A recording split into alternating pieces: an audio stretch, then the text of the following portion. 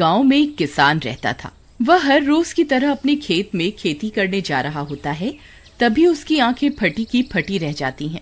उसे अपने खेत में एक सांप दिखाई देता है। वह बहुत डर जाता है। फिर वह उसे वहां से भगाने की कोशिश करता है, लेकिन सांप अपनी जगह से टस से मस नहीं होता। अरे ये सांप कहाँ से आ गया? अगर इसने मुझे काट लिया तो मेरा मरना तय है। मुझे कुछ भी करके इसे यहाँ से भगाना ही होगा। फिर पास ही में उसे जमीन पर एक छड़ी पड़ी हुई दिखाई देती है। इस छड़ी से ये सांप जरूर डर के भाग जाएगा।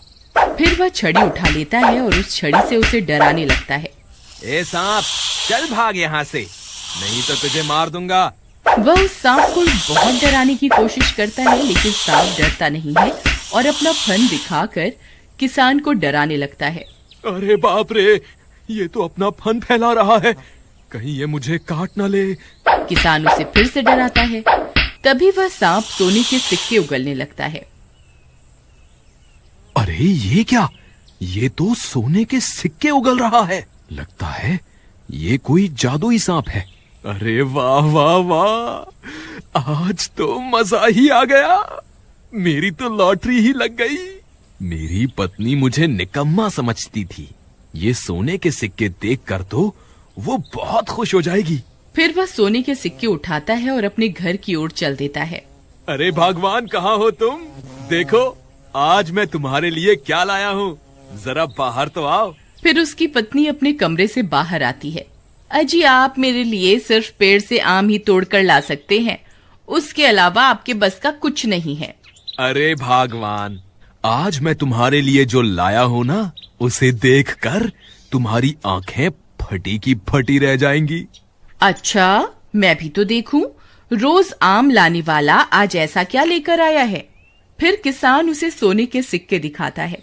किसान की पत्नी की आंखें फटी की फटी रह जाती हैं। अजी, आप ये सोने के सिक्के किसके यहाँ से चुरा कर ले आए? अरे मूर्ख, मैं ये कहीं से चुरा कर नहीं लाया हूँ। आज सुबह हमारे खेत में एक जादुई सांप आया था। मैंने उसे छड़ी से डराया तो उसने मुझे ये सोने के सिक्के दे दिए। अरे वाह, हमारी लॉटरी ही लग गई। अजी, जल्दी से वापस खेत की तरफ चलो, कहीं वह सांप हमारे हाथ से ना निकल जाए। हम उसे पकड़कर अपने घर ले आएंगे, फिर रोज उसे छड़ी से डराएंगे और वो हमें बहुत सारे सोने के सिक्के देगा। चलो चलो, कहीं वो किसी और के हाथ न लग जाए। फिर वे दोनों अपने खेत की तरफ दौड़ पड़ते हैं और कुछ ही देर में वहां पहुंच जाते हैं। वह जादुई सांप अभी भी वहीं बैठा होता है। देखो, ये वही जादुई सांप है जो सोने के सिक्के देता है। अजी, आप पीछे से जाकर इसके ऊपर एक कपड़ा फेंक दो, फिर हम उसे कपड़े में बांधकर घर ले चलेंगे। फिर किसान सांप के पीछे जाता है और उसके ऊपर कपड़ा फेंक कर उसे पकड़ लेता है। फिर वे दोनों उस सांप को पकड़कर अपने घर की ओर चल देते हैं। अजी, आप एक काम करो, इस सांप को इसी कमरे में आजाद कर दो, फिर हम इसे डराएंगे। फिर किसान उस सांप को आजाद कर देता है। आजाद होते ही सांप उन्हें अपना फन दिखाने लगता है। वे दोनों बहुत डर जाते हैं।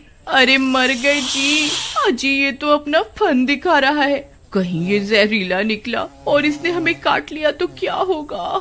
अरे तुम डरो मत, ये काटता नहीं है, ये सिर्फ तुम्हें अपना फन दिखाकर डरा रहा है। चलो इसे छड़ी से डराते हैं, देखना ये छड़ी दिखाते ही सोने के सिक्के उगलने लगेगा। फिर वे दोनों उसे डराने लगते हैं। सांप भी डर जाता है और सोने के सिक्के उगलने लगता है। अजी देखो देखो, ये सोने के सिक्के उगल रहा है, हमारी तो लॉटरी ही लग गई। तभी उनके घर के बाहर से एक आदमी गुजर रहा होता है। किसान के घर से अजीब अजीब सी आवाजें आती देख वह आदमी खिड़की से झांक कर देखता है और हैरान रह जाता है। अरे ये क्या, ये कैसे हो सकता है? ये सांप तो सोने के सिक्के उगल रहा है। मुझे ये बात बाकी के गांव वालों को बतानी होगी। फिर वह वहाँ से भाग कर जाता है और सीधे गांव वालों के पास जाकर उन्हें पूरी बात बताता है। क्या तुम सही कहते हो? वह सांप सच में सोने के सिक्के उगल रहा है? हाँ भाई, मैंने अपनी आँखों से देखा कि श्याम और उसकी पत्नी उस सांप को छड़ी से डरा रहे थे और वो सांप डर के मारे सोने के सिक्के उगल रहा था। भाई, ऐसे तो वो श्याम पूरे गांव का सबसे अमीर आदमी बन जाएगा। चलो अभी उसके घर चलकर उस सांप को अपने कब्जे में लेकर हम भी कुछ सिक्के बना लेते हैं। फिर वे सब मिलकर शाम के घर की ओर चल देते हैं। वहीं दूसरी तरफ शाम और उसकी पत्नी उस सांप को डरा डरा कर बहुत सारे सिक्के उगलवा चुके होते हैं। तभी वह सांप शाम की पत्नी को काट लेता है और वहां से भाग जाता है। अरे मर गई रे, इसने तो मुझे काट लिया। हे भगवान, अब क्या होगा? मैं नहीं बचूंगी। हाय रे, मर गई रे। ये सोने का लालच तो बहुत महंगा पड़ गया रे। हाय अजी, मुझे लगता है ये जादुई सांप के जहर का तोड़ पूरे गांव में नहीं मिलेगा। ये सांप ही अपना जहर वापस निकाल सकता है। आप जाइए और सांप को पकड़कर वापस लाइए। हाँ ठीक है, तुम यहीं रुको, मैं अभी इस सांप को पकड़कर वापस लाता हूँ। वहीं दूसरी तरफ गांव वालों का सामना उस सांप से हो जाता है। अरे देखो, ये वही जादुई सांप है। चलो सब मिलकर इसे मारते हैं, तभी ये सोने के सिक्के उगलेगा। फिर वे सब उस सांप पर लाठियों से हमला कर देते हैं। तभी शाम भी वहाँ पहुँच जाता है। अरे मर गए रे, लगता है ये गांव वाले तो इसे मार ही डालेंगे। अगर ये सांप मर गया तो मेरी पत्नी भी नहीं बच पाएगी। मुझे इसे बचाना ही होगा। फिर उस सांप को बचाने के लिए शाम उस सांप के ऊपर आ जाता है। अरे मर गया, अरे मूर्ख गांव वालों, रुक जाओ। अरे मुझे मत मारो। हाय, अरे मर गया रे। अरे लगता है ये शाम सारे सिक्के हड़पने आया है। हम ऐसा नहीं होने देंगे, मारो इसे। अरे मर गया रे। अरे भाई रुक जाओ। हाय मर गया। अरे मूर्ख गांव वालों, रुक जाओ। मुझे क्यों मार रहे हो? हाय मर गया रे। अरे भाई, इस सांप को मत मारो, ये जादुई सांप है। इसने मेरी पत्नी को डस लिया है और केवल यही उस जहर को वापस खींच सकता है। कृपा करके इसे छोड़ दो। ठीक है, जैसे ही यह सांप तुम्हारी पत्नी का जहर निकाल देगा, तुम्हें इस सांप को हमारे हवाले करना होगा। ठीक है, मुझे मंजूर है। फिर शाम उस सांप को कपड़े में लपेटकर वापस अपने घर ले जाता है। हे जादुई सांप, हमसे बहुत बड़ी गलती हो गई, हमें माफ कर दो।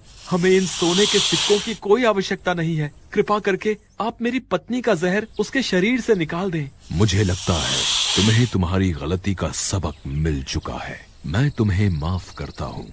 अरे देखो देखो, ये जादुई सांप तो बात भी करता है। तुम सही कहते हो भाई, हम यही इंतजार करते हैं। जैसे ही ये शाम की पत्नी का सारा जहर चूस लेगा, हम इसे पकड़ लेंगे। फिर वह सांप उसकी पत्नी के शरीर से सारा जहर वापस चूस लेता है।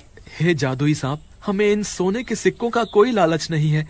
कृपा करके आप इन्हें भी वापस ले लें। अरे मूर्ख शाम, ये क्या कर रहा है? सोने के सिक्कों को क्यों वापस कर रहा है? मुझे लगता है हमें अभी अंदर जाना होगा, नहीं तो ये शाम सब कुछ चौपट कर देगा। ए शाम, तुमने वादा किया था कि तुम्हारी पत्नी के ठीक होते ही तुम इस सांप को हमारे हवाले कर दोगे, और ये सारे सोने के सिक्के भी अब हमारे हैं। तुम्हारा इन सिक्कों पर कोई अधिकार नहीं है। नहीं भाइयों, हमें इन सोने के सिक्कों का लालच नहीं करना चाहिए। अरे वाह शाम, जब खुद इस सांप के सिक्के वसूल रहा था, तब तुम्हारी समझदारी कहाँ चली गई थी है? और जब हमारी बारी आई तो बहुत समझदारी की बातें कर रहे हो। तुम्हें जितना सोना चाहिए मैं दूंगा, लेकिन मेरी एक शर्त है। मैं जितना भी सोना दूंगा, उस सोने पर केवल एक व्यक्ति का ही अधिकार होगा। बताओ, तुम में से किस व्यक्ति को सोना चाहिए? गाँव वालों, मैंने ही तुम्हें इस सांप के बारे में बताया था, इसलिए इस सोने पे मेरा अधिकार है। अरे वाह भाई हीरा, तुम तो बहुत चालाक निकले। अकेले ही सोना हड़पना चाहते हो।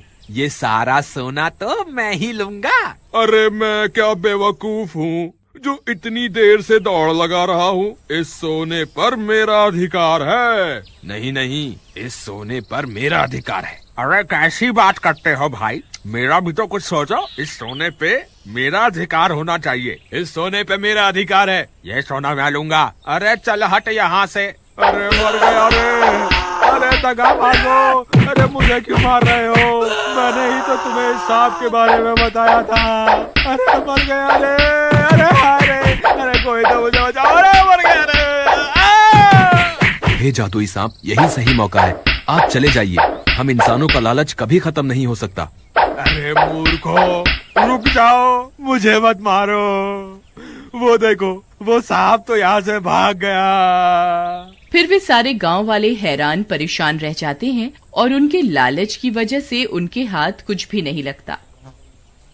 पशु हमारे मित्र हैं।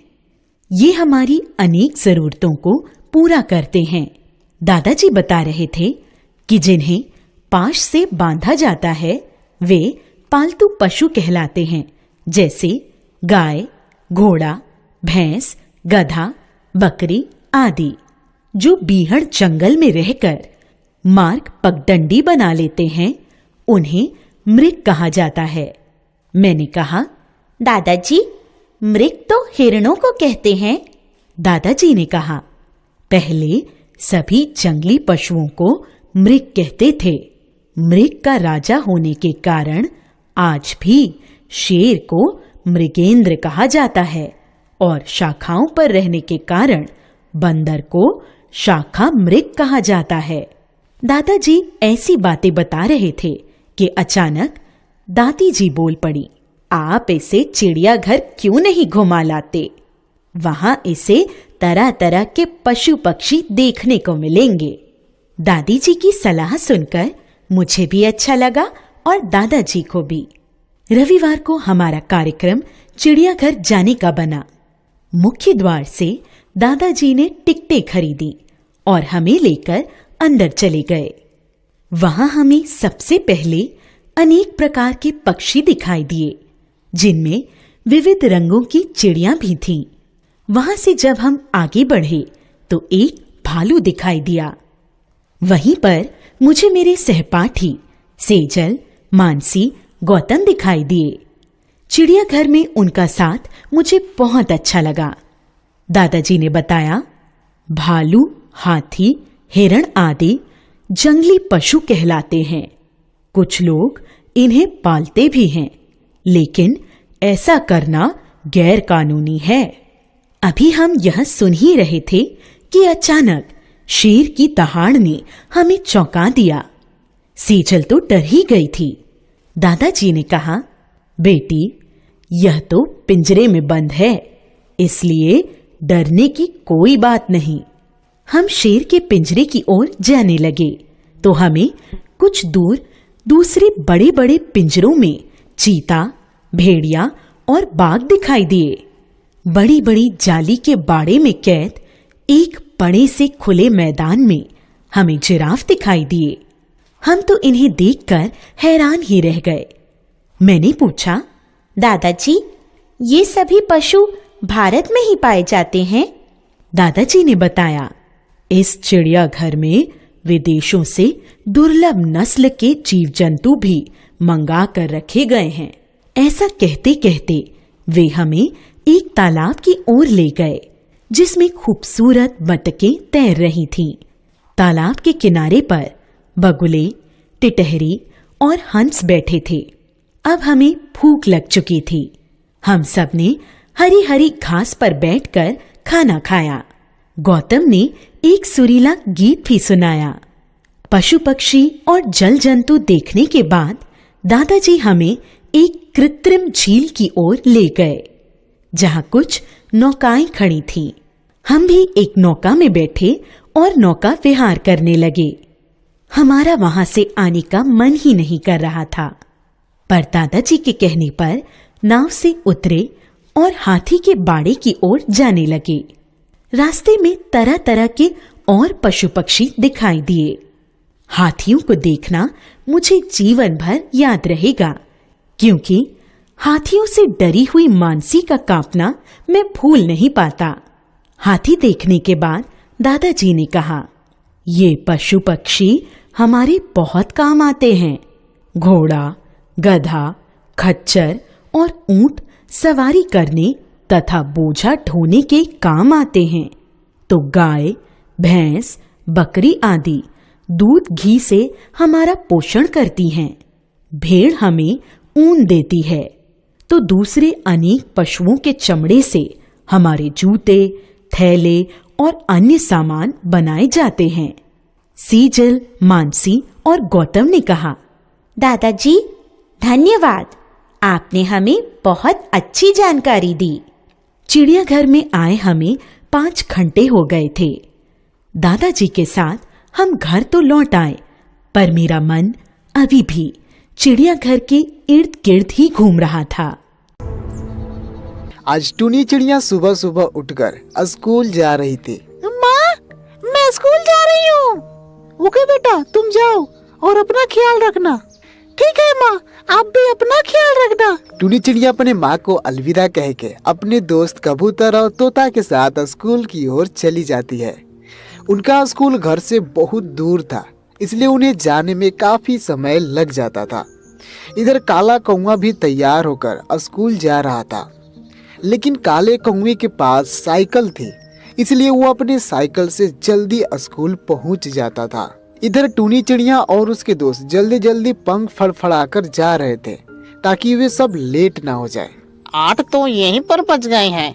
लगता है आज फिर हम स्कूल में लेट से पहुंचेंगे। हाँ, लगता है मैम आज भी हमें मारेंगी।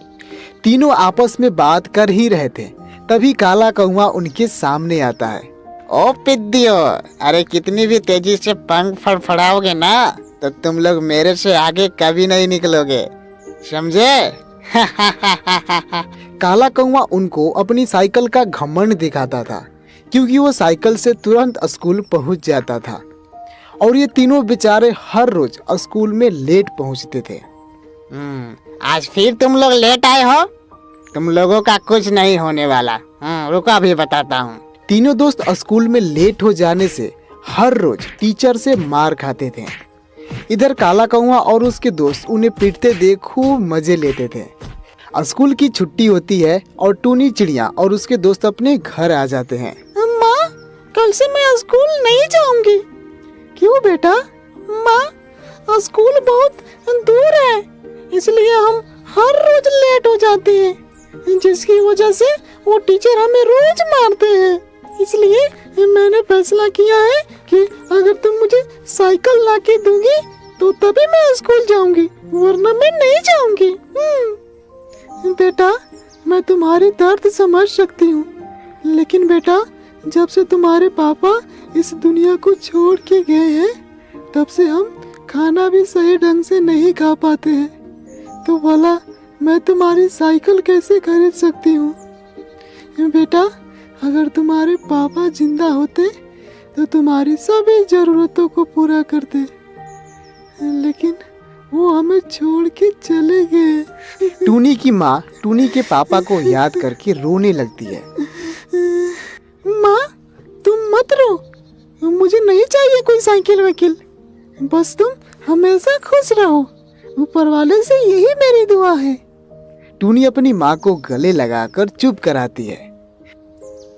अगले दिन टूनी चिड़िया स्कूल जाने के लिए तैयार हो रही थी, तभी कबूतर और तोता उसके सामने आते हैं। टूनी बहन, क्या तुम्हें पता है आज हमारे स्कूल में उड़न प्रतियोगिता खेल होने वाला है? और हाँ टूनी बहन, इसमें बहुत बड़ा प्राइज भी रखा गया है। क्या? लेकिन उस प्राइज में क्या मिलने वाला है? अगर जो पंछी उस खेल में जीतेगा उसे प्राइज में एक साइकिल मिलेगा। टूनी चिड़िया साइकिल का नाम सुनते ही बहुत ही खुश हो जाती है, क्योंकि उसको एक अवसर मिल गया था अपनी साइकिल जीतने की। इसलिए टूनी चिड़िया फटाफट अपने दोस्तों के साथ स्कूल चली जाती है। वहाँ स्कूल में उड़न प्रतियोगिता खेल का कार्यक्रम शुरू हो रहा था। वहाँ पर ढेर सारे पंछी उस गेम में हिस्सा ले रहे थे। वहाँ कालू कौवा भी था और वो भी इस खेल में हिस्सा ले रहा था। ओ देखो मोटे को, लगता है वो भी इस खेल में हिस्सा ले रहा है। इसके पास तो पहले से ही एक साइकिल है, फिर भी ये मोटा खेल में हिस्सा ले रहा है। तभी काला कौवा उनके सामने आता है। क्या बे पिद्दियो, तुम भी इस खेल में हिस्सा ले रहे हो क्या? अगर हाँ तो संभल के खेलना, कहीं तुम्हारी हड्डियां टूट न जाए। इतना कहते हुए काला कौवा अपने दोस्तों के साथ खेल के मैदान में चला जाता है। इधर टूनी चिड़िया भी उस गेम में हिस्सा लेती है। उस खेल में बहुत हट्टे कट्टे पंछियां हिस्सा लिए थे। एक टूनी चिड़िया ही थी जो छोटी और कमजोर थी, लेकिन टूनी चिड़िया बहुत हिम्मत वाली थी। सभी खिलाड़ियों ध्यान से सुनो, जो पंछी उस लाल झंडे को पहले छुएगा वो इस गेम का विजेता होगा और उसे मिलेगा चमचमाती साइकिल। साइकिल को देखकर टूनी चिड़िया बहुत ही खुश होती है और वो मन में ठान लेती है कि कैसे भी करके इस गेम को जीतना है। अब गेम शुरू होता है। 3, 2, 1, गो। चील का इतना बोलते ही सारे खिलाड़ी पंछी उड़ना शुरू कर देते हैं। इधर टूनी चिड़िया भी उड़ने लगती है। काला कौवा मोटा होने की वजह से बहुत धीरे धीरे उड़ रहा था, लेकिन जब उसने देखा कि टूनी चिड़िया मुझसे आगे निकल रही है तो काला कौवा को बहुत गुस्सा आता है और वो अपने बगल वाले पंछी को इशारा करता है। काला कौवा का इशारा देखकर वो पंछी टूनी चिड़िया को अपने पैर से मारने लगता है, लेकिन उस पंछी की पैर टूनी चिड़िया के पैर में फंस जाता है और वो दोनों सीधा नीचे गिर जाते हैं। दूसरा पंछी नीचे गिरते ही मर जाता है। टूनी चिड़िया तो बच जाती है, लेकिन उसके पैर में गंभीर चोट लग जाता है। मेरा पैर! टूनी चिड़िया के पैर में गंभीर चोट लग गई थी, जिसकी वजह से वो खड़ा नहीं हो पा रही थी। लेकिन टुन्नी हिम्मत नहीं हारती है और अपने पंख को फड़फड़ाते हुए उड़ने लगती है और तेजी से उड़ते हुए फिर उन पंछियों से आगे निकल जाती है। ये सब देख काला कौवा फिर गुस्सा हो जाता है और अब की बार दूसरे पंछियों को इशारा करता है। दूसरा पंछी टूनी चिड़िया के सामने आ जाता है और उसे आगे निकलने ही नहीं देता है। टूनी बार बार आगे निकलने की कोशिश करती है, लेकिन वो बदमाश पंछी उसे आगे निकलने नहीं देता है। तभी उसके सामने एक पेड़ की डाली आती है।